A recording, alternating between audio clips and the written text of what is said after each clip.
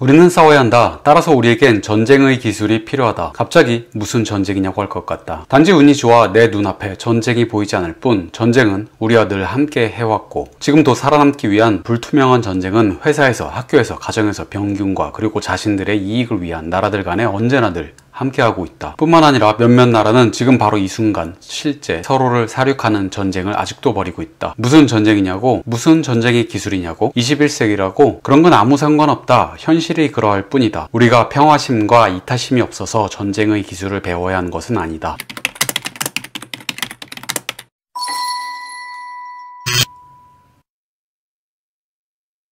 우리는 학교에서, 단체에서 공정의 가치를 장려하며 협조를 배운다. 그것을 배우는 이유는 단순하다. 우리가 모여 살 수밖에 없는 사회에서 공정과 협조를 내세우지 않으면 여러 명의 사람들에 의해 고립된다. 즉, 살아남기 위해 우리는 공정과 협조를 배운다. 그러나 실제 세상을 살아가는 법은 전혀 배우지 않는다. 공정과 협조와 평등으로 세상이 돌아간다면 왜 아직도 조직폭력이 각 나라별 존재하며 어른들은 신경도 안 쓰는 학교 폭력과 직장 내 따돌림이 존재할까? 공정과 협조는 반드시 필요하다. 그러나 실제 세상은 그것만으로 돌아가지는 않는다. 전쟁의 형태는 다양하다. 눈앞에서 총을 쏘는 것만이 전쟁이 아니다. 사람은 자신이 살아남기 위해 무슨 짓이든 서슴지 않는다. 나는 아니라고, 우리 가족은 아니라고 확신할 수 있을까? 아마 박수홍도 그렇게 믿고 생각했기에 지금의 속상한 상황까지 오게 된 게 아닐까? 이런 전쟁은 갈수록 교묘해진다. 이러한 전쟁은 매우 교묘한 수동적 공격의 형태를 가지며 발견하기도 매우 어렵고 심지어 나의 죄책감을 이용한다. 따라서 우리는 생존을 위한 전사가 되어야 한다. 인생의 성패는 충돌을 얼마나 잘 다루나로 이야기할 수 있다. 누군가와 함께 살아가는 우리는 반드시 충돌을 경험한다. 충돌이 일어날 때 주의사항 3가지는 이렇다. 1. 무조건 피해서는 안 된다. 2. 감정으로 경솔한 행동을 해서는 안 된다. 3. 얕은 속임수는 안 된다. 이런 행동은 모두 역효과를 가져온다. 전략이 필요하다. 전략, 장군을 뜻하는 고대 그리스어 스트레테고스에서 파생된 말이다. 즉, 전쟁을 통솔하는 장군과 같이 대형 배치, 이기는 지형을